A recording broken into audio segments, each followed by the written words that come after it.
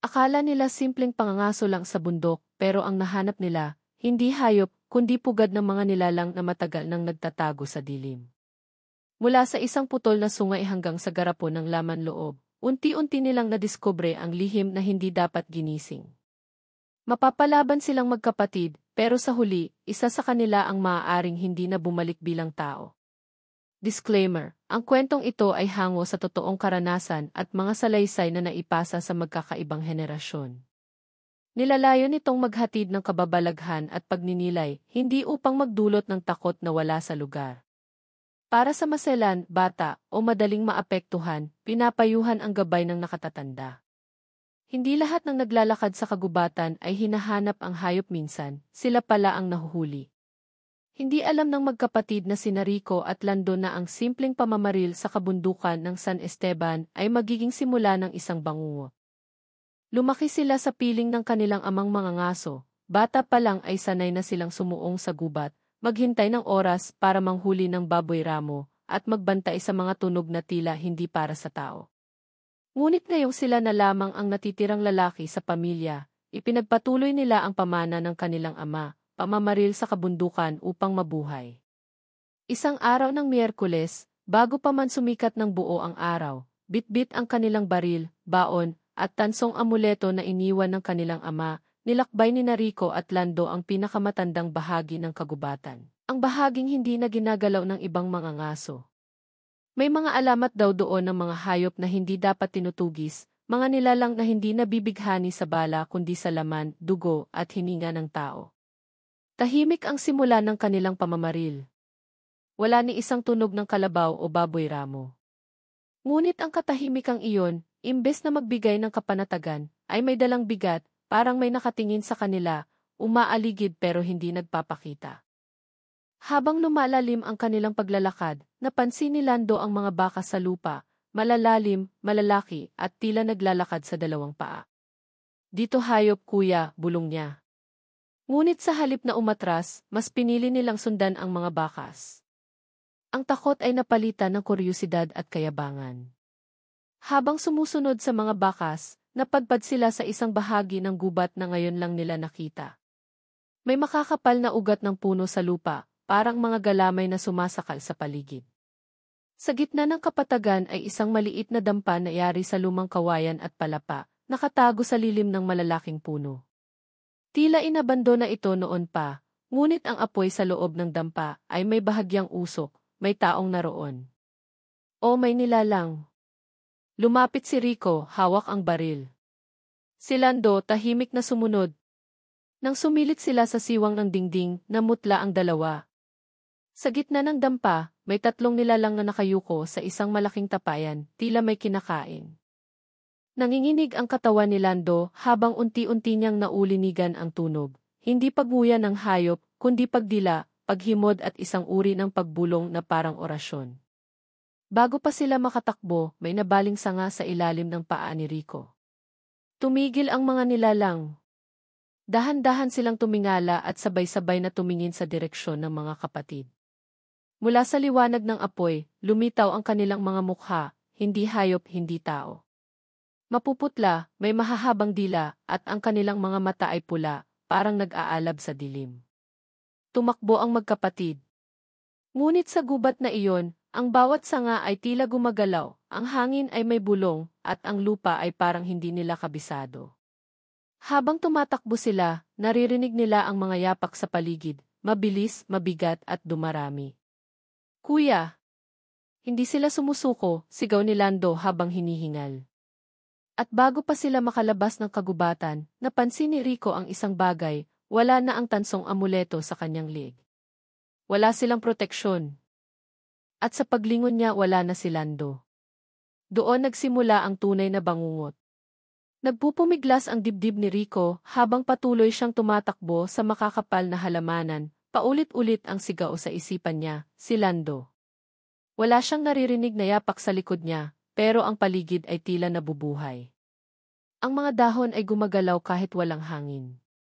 Ang mga puno, pakiramdam niya ay nakatitig. Nang mapadpad siya sa isang bakanting bahagi ng gubat, napaluhod siya sa lupa at humagulhol.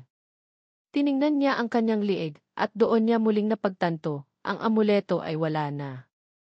Ang isang bagay na pinaniniwala ang nagbibigay proteksyon sa mga mangangaso sa lugar na iyon ay tuluyan ng nawala. At sa kawalan nito, parang may pumunit sa pagitan ng mundong tao at ng kung anuman ang nasa kabilang panig. Bumalik siya sa direksyong pinanggalingan, bagamat hindi siya sigurado kung tama ang daan. Ang bawat hakbang ay mas mahirap, mas mabigat. Parang may puwersang humahadlang sa kanyang pagbalik. Pumasok na rin sa isip niya ang mga kwento ng kanyang ama, mga kwentong binabaliwala nila ni Lando noon. Sabi ng matanda, may mga nilalang daw sa gubat na ito na hindi binibigyan ng pangalan. Sila raw ang mga nagbabantay sa pagitan ng buhay at ng kikinuha na. Minsan daw, may mga nawawalang mga ngaso at hindi na natatagpuan. Ang iba, bumabalik pero hindi na sila hindi na tao. Biglang may sumitsit mula sa likod ng isang punong may nabubulok na balat. Dahan-dahang lumingon si Rico. Wala. Pero nang bumalik ang tingin niya sa harap, napasigaw siya. Isang matandang babae ang nakatayo sa di kalayuan. Payat, may kulubot na balat, at mahaba ang buhok na tila lumulutang. Ngunit ang mas nakapangingilabot, wala itong mata. Hindi ka dapat nandito, bulong nito, ngunit ang bibig ay hindi gumalaw. Dumaan ang matanda sa kanyang tabi, hindi siya tinamaan, parang usok lang na sumisingit sa pagitan ng anino at liwanag. At sa pagdaan nito, naramdaman ni Rico ang malamig na dampi ng kamatayan. Napaluhod siyang muli at sa lupa ay may nakita siyang bakas ng paa, kalahating hubad, ngunit hindi mukhang sa tao. Ang mga daliri ay mahaba, matutulis ang dulo at tila nag-iiwan ng mga marka sa damuhan. Sinundan niya ito habang sinisikap na huwag humikbi. Pagkalipas ng ilang minuto, narinig niya ang pag-iyak. Mahina, halos impit, parang tinatakpan ang bibig. Lando, sigaw niya, pero walang sagot. Sa gitna ng isang masukal na lugar, nakita niya ang isang puno na tila nilalaplap ng dilim. Sa ilalim nito ay may isang sako, umiindayog na parang mailaman. Dahan-dahan niya itong nilapitan, pilit nilalabanan ang panginginig. Nang buksan niya ito, isang baboy ramo ang laman. Patay na. Ngunit sa katawan nito, may nakaukit na mga simbolo, mga bilog, mga krus na baliktad, at mga salitang hindi niya mabasa. Nanginginig siyang umatras, ngunit may narinig siyang pagaspas ng pakpak mula sa itaas. Pagtingala niya, may aninong dumaan sa ibabaw niya, malaki, mabilis, at tila may mahahabang kuko na naglalanding sa mga sanga. Walang tunog maliban sa pagaspas at ang mababang halakhak na pumaligid sa kanya. Hindi ito normal, bulong niya sa sarili. Hindi na ito gubat lang. At sa di kalayuan, nakita niya ang ilaw ng dampa, iyon na naman. Ngunit ngayon, box na ang pinto nito. At tila may kamay na dahan-dahang humihila sa loob. Sa puntong iyon, hindi na alam ni Rico kung makakabalik pa siya. Ang mga puno ay umiikot, ang mga daan ay nagiging bago sa bawat balik niya. Ang gubat ay parabang gumagalaw at binabago ang anyo upang huwag siyang makalabas. Ngunit sa kabila ng takot, isang boses ang paulit-ulit sa kanyang isipan, huwag mong iiwan si Lando. At kaya kahit lumuluhang muli, tahimik siyang naglakad patungo sa dampa, hindi alam kung ang naghihintay ay ang kapatid niya o ang mismong kamatayan. Hindi na alam ni Rico kung gaano siya katagal naglalakad. Ang oras ay tila nawala na ng saysay. Wala ng araw, wala ring buwan, tanging malabong liwanag mula sa kung saan na lang na tila sumasabay sa takot sa kanyang dibdib. Ang dampa ay parang hindi lumalapit kahit ilang hakbang na lang ang layo nito. Pakiramdam niya ay parang sinusubok ng kung anong nilalang ang kanyang lakas ng loob. Muling lumitaw ang matandang walang mata, ngunit ngayon ay nasa likod na ng dampa. Nakatayo lang ito, hindi gumagalaw pero ramdam ni Rico ang bigat ng presensya nito. Sa di kalayuan, may naaninag siyang mga tao o mga nilalang na may hugis tao, nakaupo sa paligid ng apoy. Ngunit kakaiba ang paraan ng pagkakaupo nila, parang pilit ikinakabit ang mga sarili sa lupa. Ang mga katawan nila ay parang walang buto, sapin-sapin ang balat, at may mga bituka na tila gumagapang sa damuhan. Humakbang siya, at sa kanyang kaliwa, narinig niya ang mahina, ngunit pamilyar na boses ni Lando. Kuya, para siyang binuhusan ng malamig na tubig. Agad siyang kumaripa sa direksyon ng boses, patungo sa isang kumpol ng mga punong tinutubuan ng mga kulay abong halamang parang sumisipsip ng ilaw. Doon niya nakita ang kapatid, nakatali sa puno. Nanginginig ito, puno ng sugat at latay, ngunit ang mas nakakakilabot ay ang mga matang dilat ngunit tila walang laman. Lando! Lando, ako to, sigaw ni Rico habang pilit inaalis ang mga tanikala. Ngunit napansin niyang hindi tali ang ginamit, kundi mga mahahabang buhok. Itim, tuyo, parang may sariling buhay na pumupulupot sa katawan ni Lando. Sinubukan niyang putulin gamit ang kutsilyo, ngunit sa bawat putol ay may tunog na parang pag-iyak. Ang mga hibla ng buhok ay naglalawan ng dugo, at bawat patak sa lupa ay gumagawa ng mabababang tunog, parang may nagdarasal. Habang sinisikap niyang iligtas ang kapatid, naramdaman niyang may dumaan sa likod niya. Paglingon niya, nakita niyang isa sa mga nilalang mula sa paligid ng dampa ay papalapit. Mabagal ang lakad nito, pero ang bawat hakbang ay may kasamang pagputok ng buto. Ang katawan nito ay parang binuo mula sa mga iba't ibang bahagi, isang kamay na payat at tuyo, isang paa na mukhang paa ng baboy, at ulo na walang mukha, kundi bibig lang, malaki, nakanganga, at punong-puno ng ngipin. Agad siyang tumayo at hinila si Lando, pero hindi gumagalaw ang kapatid. Wala na itong lakas. Kaya't sinubukan niyang buhatin ito, kahit ang kanyang tuhod ay nanginginig na sa bigat at takot. Palapit na ng palapit ang nilalang. At sa sandaling iyon, biglang nagbago ang paligid. Ang mga puno ay kumurba, tila gustong humarang sa daan. Ang lupa ay umuuga, at sa di kalayuan may tila sigawan ng mga babaeng umiiyak. Tila sila ay napasok sa isang lugar kung saan ang batas ng kalikasan ay hindi na umiiral. Sa kanilang pagtakbo, nakarating sila sa isang kuweba, malawak at madilim. Doon sila nagtago.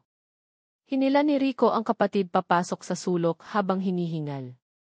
Sa loob ng kuweba, may kakaibang katahimikan. Ngunit sa gitna nito, may isang dingding na puno ng ukit, mga mukha ng tao, halos parang nakalubog sa bato, at ang ilan ay mukhang gumagalaw pa. Isa roon ay kamukha ng kanilang ama. Hindi siya makapaniwala. Tay, bulong niya, sabay hawak sa inukit na mukha. Biglang dumulas ang bato, at may lumabas na mainit na hangin na may amoy ng bulok na karne. Kasabay nito, narinig niya ang mahinang tinig ng kanyang ama, hindi lahat ng patay ay natatapos. May mga kaluluwang kinukulong. Nanigas si Rico. Unti-unting lumalalim ang misteryo. Hindi lang basta mga aswang ang nasa kagubatang ito. May mas malalim pa, isang uri ng sinaunang kasunduan ng alay ng pag-aari. At sila ngayon ay tila bahagi na ng ritual. Nanatiling nakapulupot sa dingding ng kuweba ang mga mukha ng tila buhay na bato, nakadilat, umiikot ang mga mata, at ang ilan ay dumudungaw sa kawalan, tila may gustong isigaw, ngunit walang boses. Si Rico, habang hawak pa rin si Lando na nananatiling wala sa sarili, ay nakayuko sa sulok ng kuweba, humihingal, pawis at luha ang bumabakat sa kanyang mukha. Nanginginig ang kanyang kamay habang pinapahid ang dugo sa noo ng kapatid, pilit pinapanatiling gising ang kapirasong pag-asang makakaligtas pa sila. Ngunit ang paligid ay patuloy na lumalalim sa kilabot, ang mga aninong nasa labas ay hindi na lang basta dumaraan ngayon ay tila binabantayan na sila. Mula sa bibig ng kuweba ay may marahang paglalakad, hindi madalian, kundi isang uri ng paghakbang na may kumpiyansa. Para bang alam ng nilalang na ito na wala ng ibang daan. 1, 2, 3 hakbang. At pagkatapos ay hinto. Muli itong ulitin. Ngunit sa bawat paghinto, may kasamang pag-ugong ang lupa at pagngangalit ng mga batong paligid, parang may gigisingin. Hindi na tayo makakauwi, kuya, biglang sambit ni Lando, mahinang-mahina, halos hindi marinig. Tumingin si Rico sa kapatid. Buhay ka. Lando, ngunit hindi siya ngumiti. Si Lando ay nakatingin sa kawalan. Ang kanyang mga mata ay hindi malinaw, may malabong kulay na tila usok na bumabalot sa itim ng kanyang mata. Pinakita nila sa akin, pinakita nila kung sino sila at kung ano ng kapalit ng dugo natin. Lando, huwag kang magsalita ng ganyan. Lalabas tayo. Lalaban tayo, nanginginig na bulong ni Rico, ngunit kahit siya ay hindi na sigurado. Mula sa labas ng kuweba, unti-unting umusbong ang mga anino. Hindi na lang isa o dalawa, marami na. Parang isang pamilya ng mga hindi maipaliwanag na anyo, umiikot sa paligid ng kuweba. May mga pakpak, may gumagapang, may parang hangin lamang na may mata. Isa-isang lumilitaw ang kanilang mga hugis, ngunit hindi lubos na maliwanag. Parang sinadyang manatiling misteryoso para mas masindak. Biglang huminto ang lahat. Tahimik. Walang galaw. Kahit ang mga ugat sa kisame ng kuweba ay tumigil sa pag-indayog. Tanging tunog ng paghinga ni Rico at ang mabagal na tibok ng puso niya ang naririnig niya. Hanggang sa unti-unting umangat ang mga mukha sa pader, kasabay ng pagbuka ng isang malaking bitak sa dulo ng kuweba. Doon lumabas ang isang nilalang na mas malaki sa lahat ng nakita nila, hindi ito mukhang aswang, hindi rin hayop. Ang katawan nito ay parang yari sa mga durog na buto, balat na tuyo, at mga mata na mailiwanag na pula. Sa bawat galaw nito, may sumusunod na usok at tunog ng iyak ng bata. Hindi na nakagalaw si Rico. Parang natuyuan ng lakas ang katawan niya. Niyakap niya si Lando. Anong gusto niyo sa amin? Sigaw niya, halos basag ang boses. Ngunit walang sumagot. Sa halip, lumapit ang nilalang na parabang titigan siya ng malapitan. At nang halos magdikit ang kanilang mga mukha, may malamig na hiningang bumalot sa kanya. Isang bulong. Hindi niya alam kung mula sa nilalang o sa mismong kuweba. Isa na lang sa inyo ang makakauwi. Biglang lumiwanag ang paligid, ngunit hindi ito liwanag ng araw, kundi ng apoy. Sa bawat gilid ng kuweba, may mga sinindihang sulo na biglang lumitaw, sumisindi sa kawalan. At sa apoy na iyon, may mga mukhang lumilitaw, mga babae, bata, matanda, lahat ay tila nagbubuntong hininga, lahat ay tila saksi sa kung anuman ang nangyayari. Napasigaw si Lando. Bigla itong nagsisisigaw habang hinahawakang muli ang ulo, Wag niyo kong ibalik doon. Ayoko na. Para itong sinasaniban, umiikot ang kanyang ulo at lumalabas sa kanyang bibig ang puting usok. Ang mga aninong nasa labas ay tila lalong ginanahan, ang kanilang mga katawan ay nagsimulang humugis at ang kanilang mga bibig ay bumuka, sabi. Wala nang ligtas, bulong ni Rico, habang hawak ang kapatid, pinipilit niyang panatilihing buo ang kanyang pag-iisip. Ngunit ang paligid ay wala ng realidad, ang kuweba ay tila isa ng bunganga ng isang mas malaking nilalang, at sila ay unti-unting nilulunok ng bangungot na walang pangalan. Parang huminto ang oras. Si Rico, yakap-yakap pa rin si Lando, ay tulalang nakatingin sa dambuhalang nilalang sa harapan nila. Nanginginig ang kanyang buong katawan, hindi na sa lamig kundi sa sobrang takot. Sa gitna ng nakakabinging katahimikan, biglang narinig niya ang isang tunog, huni ng ibon. Maliit, mahina, pero malinaw. Isang bagay na hindi na niya narinig mula nang pumasok sila sa gubat. Tumayo ang balahibo niya. Sa mundong ito ng kadiliman at sigaw, bakit may ibong humuhuni? Lumingon siya. Sa may likod ng kuweba, kung saan gumuho na ang isang bahagi ng dingding, may makipot na lagusan. At doon, mula sa liwanag ng apoy, may lumitaw na isang matandang babae, hindi katulad ng mga halimaw na nakita nila. Ito'y tao. Nakasuot ng maruming puting saya, may kalakip na pulang paminsan-minsan ay kumikislap. Sa kamay nito'y may hawak na baston na tila yari sa pinagsamang sungay ng hayop. Huli na ang lahat para sa inyong dalawa, wika niya, malamig ang tinig. Ngunit may mas matagal nang inihain bago pa man kayo ipanganak. Napatitig si Rico sa babae. Ano nang ibig mong sabihin? Nanginginig ang kanyang boses, parang hindi na siya naniniwala sa sarili. Sino ka? Ako ang midwife ng pugad na ito. Tagapangalaga ng kasunduan. Ang dugo ninyo ay utang ng inyong ama, bulong nito. Matagal ng panahon na binili ng inyong ama ang kaligtasan ng pamilya ninyo, kapalit ng 2 buhay sa panahon ng 3 anino ng buwan. At ngayong nagkita muli ang buwan at anino sa langit kayo ang kabayaran. Hindi totoo yan. Hindi yon gagawin ni tatay, mariing tugon ni Rico, ngunit sa loob niya ay may pumutok, isang alaalang matagal na niyang nililimot. Noong bata pa siya, isang gabi ay nakita niya ang kanyang ama, basang-basa ng dugo, may dalang isang garapon na mailaman na tila puso ng hayop o tao. Akala niya ibangungot lang iyon, isang alaala ng pagkabata. Pero ngayon, unti-unting nagiging totoo ang lahat. Pinili kayo. Bago pa man kayo isilang. Kaya't walang makakatakas, patuloy ng matanda habang nilalapitan sila. At sa kanyang mga yapak, nagkakabiyak ang lupa, lumalabas ang maiitim na kamay mula sa ilalim, tila mga patay na gustong sumali sa ritual. Kuya, bulong ni Lando.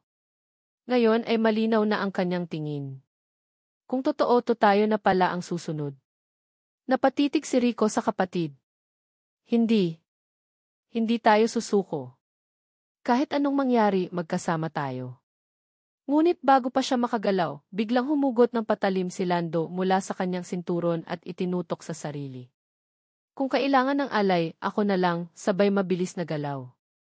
Ngunit bago tumama ang talim sa kanyang dibdib, isang anino ang biglang dumaan, isang nilalang na may katawan ng ibon, mukha ng tao, at mga pakpak na parang nalalagas. Tumilapon si Lando at nagpagulong-gulong sa sahig. Hindi kayo makakapili, sabay-sabay na tinig ng mga nilalang. Kami ang pumipili. Muling lumutang sa ere ang dambuhalang nilalang, at sa kanyang harapan ay unti-unting bumuka ang kanyang tiyan. Mula rito ay lumabas ang isang hugis bata na may mukha. Napahawak si Rico sa kanyang bibig. Ang mukha ng batang iyon ay mukha niya. Pero mas bata, mas inosente. Isang refleksyon ng kung sino siya noon, pero may mga mata na pulang-pula. Tumingin ito sa kanya at nagsalita, bakit mo kami iniwan? Bumagsak si Rico sa lupa. Hindi niya na alam kung alin ang totoo. Hindi ko kayo iniwan, hindi ko kayo kilala, at sa saglit na iyon, nagsimulang gumalaw ang buong kuweba. Ang mga anino ay lumapit, nagsimulang umikot sa kanila sa bilis, parang ipu-ipong nilalang. Si Lando ay muling napasigaw, at si Rico ay hawak pa rin siya, pero wala ng kontrol. Silang dalawa ay nasa gitna ng isang ritual, isang kasunduang sinimulan bago pa sila mabuhay. Sa dulo ng lahat, si Rico ay unti-unting nilamon ng liwanag na pula, habang bumulong muli ang matandang babae, ang tadhana ay hindi natatakasan, kahit ng dugo. Ano ang gagawin mo kung ikaw si Rico? Maniniwala ka ba sa mga lihim ng iyong ama? Sa palagay mo ba may pag-asang mabuhay pa siya? Hindi na alam ni Rico kung gising pa siya o tuluyan ng nilamon ng bangungot ang kanyang ulirat. Ang paligid ay isang ipu-ipong pula, usok, apoy, dugo, at mga aninong umiikot sa kanila ni Lando. Ang batang nilalang na lumabas mula sa tiyan ng halimaw ay dahan-dahang lumalapit, habang ang mukha nito ay unti-unting nababalot ng sugat at butas, tila nabubulok habang buhay. Bakit mo kami iniwan, Rico, bulong nito, na ngayon ay tila boses na ng batang umiiyak, humahagulhol. Tay-mutay nating lahat ginawa to para sa inyo. Pero itinakwil mo. Si Lando ay napaluhod, nagsusuka ng itim na likido habang nilalabanan ang kung anong puwersa na pilit sumasapi sa kanya. Tila sinisipsip ng mga nilalang ang kanyang lakas, at si Rico, habang yakap ang kapatid, ay sumisigaw sa kawalan.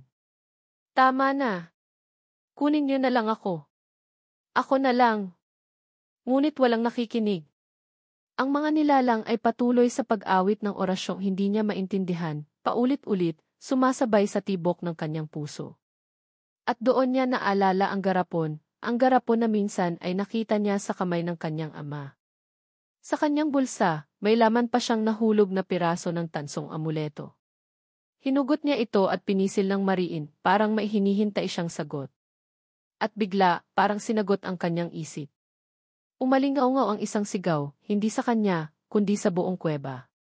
Isang matinding liwanag ang bumulwak mula sa piraso ng tansong amuleto, at ang mga anino, bigla ang napaatras, nagsigawan, nagsisisigaw na parang sinusunog ng liwanag. Gamitin mo, sigaw ni Lando, habang pilit na itinayo ang sarili. Tapusin mo na to, kuya. Lumapit si Rico sa nilalang na batang may mukha niya. Kung ako ang kailangan nyo, kukunin ko rin ang sarili ko. At sa sobrang desperasyon, itinarak niya ang piraso ng tansong amuleto sa kanyang sariling braso. Biglang nagliyab ang kanyang balat, ngunit kasabay nito, ang buong kuweba ay yumanig.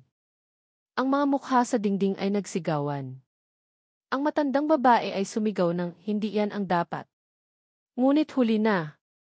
Mula sa sugat ni Rico, dumaloy ang liwanag, hindi apoy, kundi isang uri ng puting enerhiya na tila nagmula sa mismong dugo ng kanilang pamilya.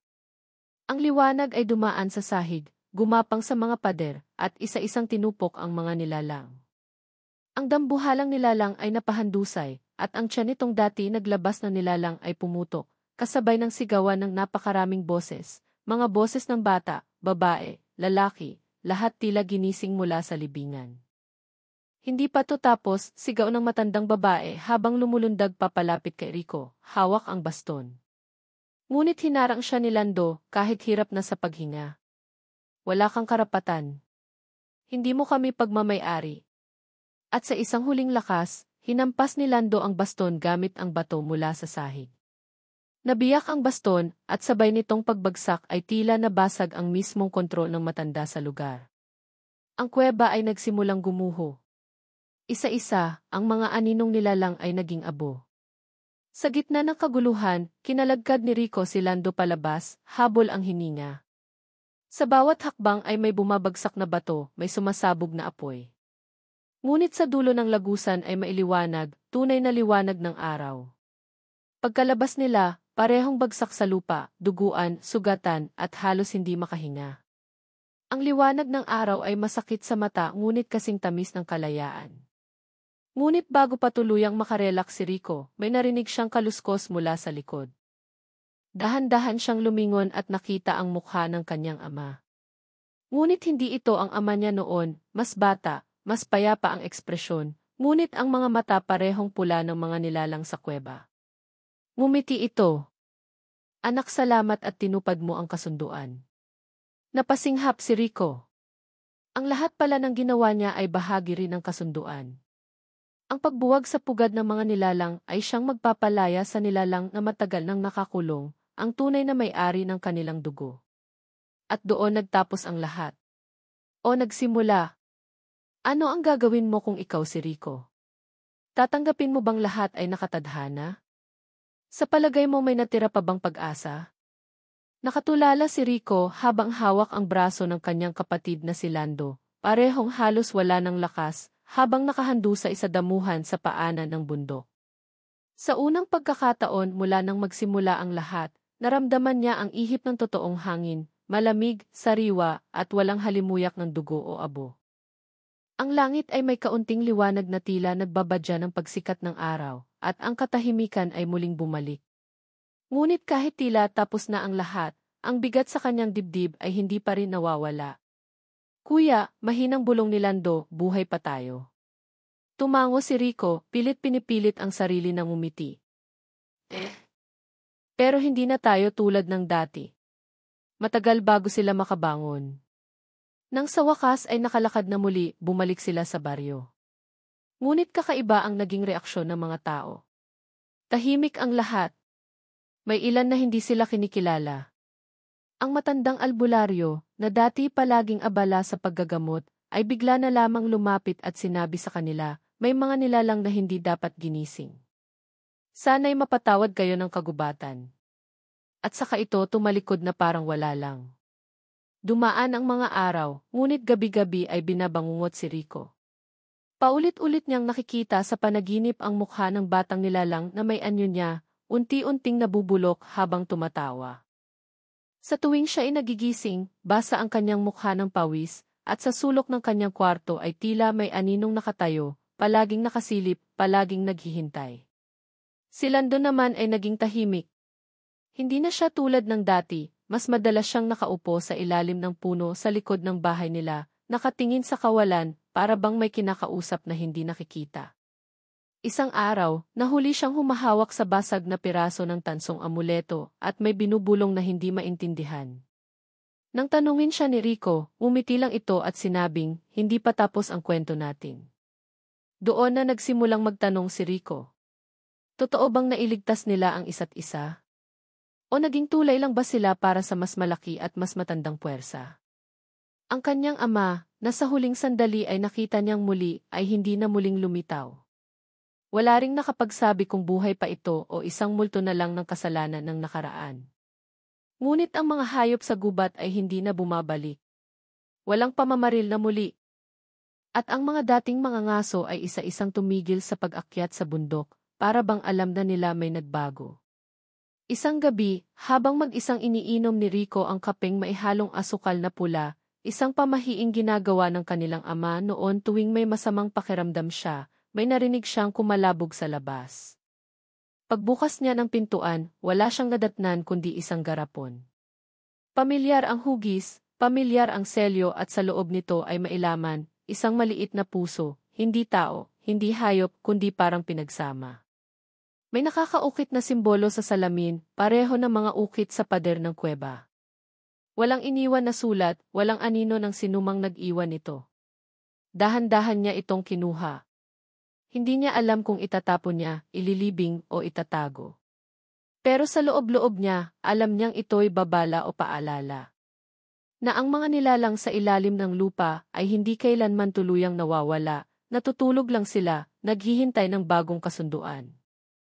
Habang nagsasara siya ng pinto, napalingon siya kay Lando na nakatayo sa madilim na bahagi ng sala.